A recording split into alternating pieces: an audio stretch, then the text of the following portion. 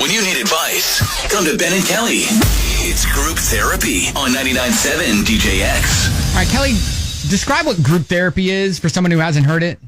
This is kind of a safe place to bring an issue and have a bunch of people who don't have any emotions invested give you advice on maybe what you should do.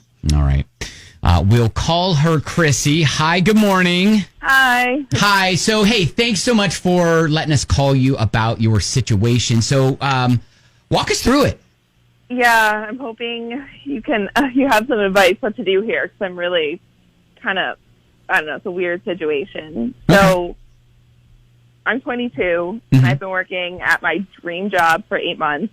All right.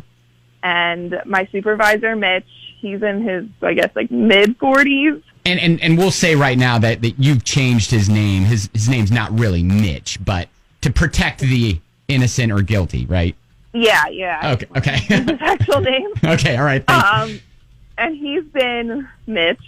Right. He's been an amazing mentor so far. He personally oversaw my training, and he's just been so incredibly generous with his time. And, I've trusted him completely and held him in very high regard. Right. Until something happened. So then Mitch, he learned about my long-term boyfriend, and now he just seems angry with me. Really?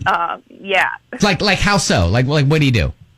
Okay, so I asked for 2 days off to care for my boyfriend. He was having minor surgery, and when Mitch asked what, the time off was for, I thought nothing of telling him Sure.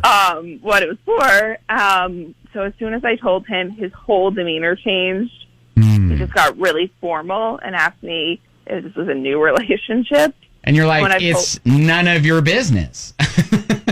Exactly. And when I told him we've been together for years, he seemed thrown off and said, well, go back to work.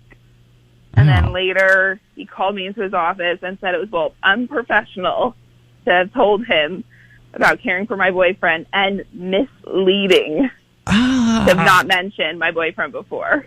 Oh, did you just want to pull your hair out?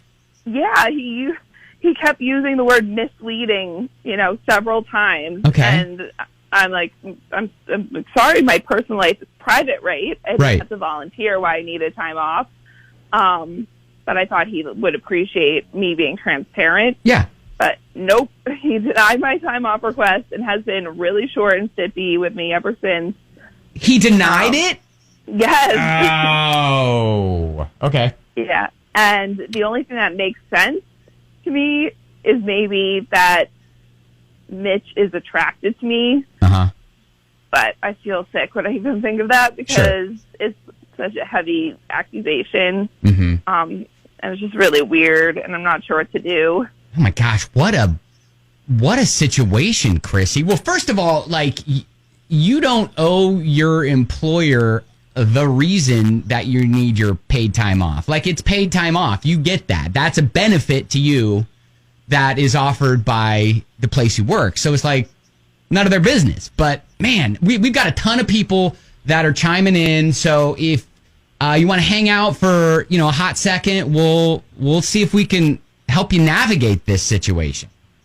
Yeah, I really need some help with this one because I feel so uncomfortable and I'm not sure what to do at all. Yeah, well, good luck and keep us posted on it, okay? Yeah, I will. Thank you. I mean, it sucks that it's your dream job. Yeah, this is really, and she nailed it. She did not have to reveal why, and they're not supposed to ask. Emily said it's actually against HR to ask personal questions. You can ask for days off without giving any reason. Your personal life and business is none of the company you work for's business. Now, so many people said you need to document your conversations and that you need to go above his head, go to HR about this before it gets really toxic. Yeah, I don't know if we've got any HR professionals that can chime in because I don't think he's done anything wrong per se. Nobody's making the work environment hostile for her. Well, yeah, I guess that's valid. All right. 502-571-9970. Group therapy.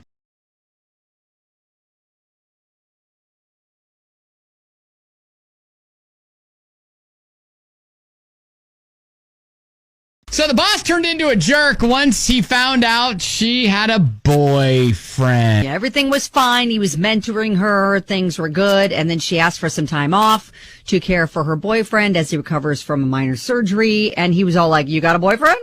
Nope. And things started getting weird. Yeah. Jeremy was like, it sounds like he was, quote, mentoring you simply to spend time with you with the hope that you develop a relationship outside of work. Then when he found out that you're in a relationship, it ruined his plans. Maybe. I mean, that's what it feels like, I think, to all of us who are just, with the information we're given, that's exactly what it sounds like. Okay. Alicia. That is definitely workplace violence. They're right that she definitely needs to document everything. That's coming real close to retaliation also. Did you say that was workplace violence? Or violence. Yeah, he's making it very uncomfortable for her. Oh, okay. Okay. Switch. And it's not quite retaliation, but it's coming really close. Okay, so you're just saying this is definitely an HR situation. Yeah, so what I was going to suggest is they can either go to, like where we're at, I have supervisors, ops managers, campus managers, HR, anybody above him. Mm-hmm. Okay. Good thoughts, Alicia. Thank you. You're welcome. All right, so... Teresa on Facebook said, document this conversation, just like she said, with as much detail as you can remember, and document further conversations. Ask him for a meeting. Tell him you told him about caring for your boyfriend because he asked why you needed PTO, and you didn't mention him previously because you prefer to keep your relationships outside of work private. She said, he could turn his back around on you and say that you're just upset because he denied your paid time off. Documentation will help you build a case if he continues to retaliate against you and accuses you of dishonesty by using words like misleading. Man, and that sucks that this is happening to you as you are just stepping into the workforce, you know? You're so young into the workforce, and that could be intimidating as heck to... now all of a sudden you've got to go to HR about a boss and retaliation and things like that. Yeah. And it's like, my gosh, I don't envy that situation at all. So I think... No, I feel bad that this is kind of like her first experience in the real workforce. Right. Okay, well, we're all saying it. You got to go to HR or someone above your supervisor. All and right? document everything. For sure. Keep us posted.